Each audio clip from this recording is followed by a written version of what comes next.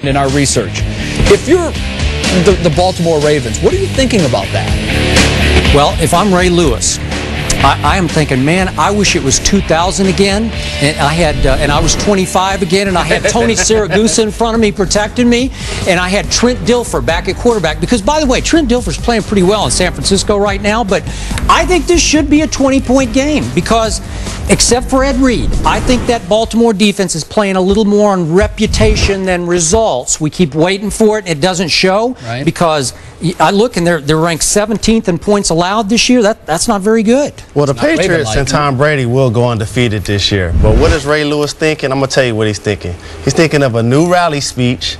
He's thinking of a new intro dance. And he's thinking anybody that grows across the middle on those crossing routes, they're going to taste a lot of pads. That's what he's thinking. It's going to be a hard-hitting game, and you better have your chin strapped tight. Okay, is that more bark than bite right now? Is he capable of backing those thoughts up? He's definitely capable. I'm not sure of that. Make sure you're watching the game. Well, I will be watching on Monday night for sure.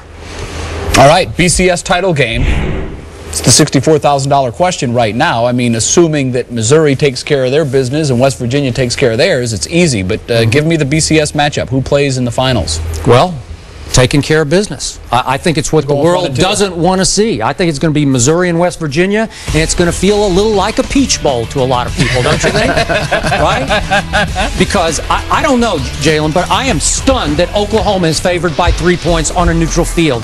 I must have dreamed that I watched Oklahoma stink it up at Colorado and stink it up at Texas Tech and stink it up at Iowa State, and Missouri wiped out all three of those teams, and I think Missouri's playing at a higher level right now. Oklahoma cannot defend the pass, and Missouri can pass. Yeah, we agree there. I'm thinking West Virginia and Missouri as well. The University of Michigan can't be in. I want to see somebody that hasn't been in. I want to see different teams.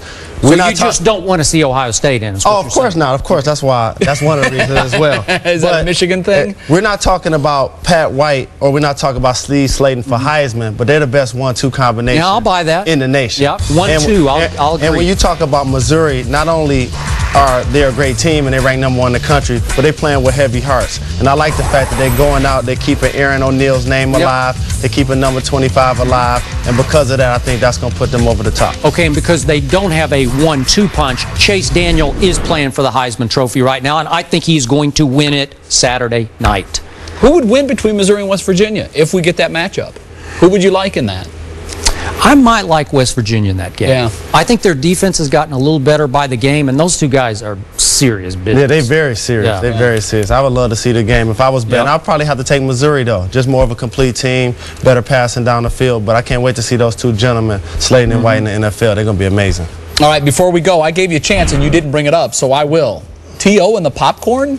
I was on my best behavior today, Jay. I'm shocked. The second I saw it, I said, that's a prop, and that's a 15-yard penalty on the kickoff, and I have no idea why they let him get away with it. Intelligent pre-planning, self-promotion, understanding that you're going to get a touchdown against the Green Bay defense. Can't be mad at T-Onion at all. Come on. And they didn't give him a 15-yard penalty. They're going to find him. Yeah, they will find him. That doesn't matter. He knew he was going to score. He had somebody standing in the back of the end zone with a box of popcorn. All right, that's it. We'll see you Monday on ESPN 2 at 3:30.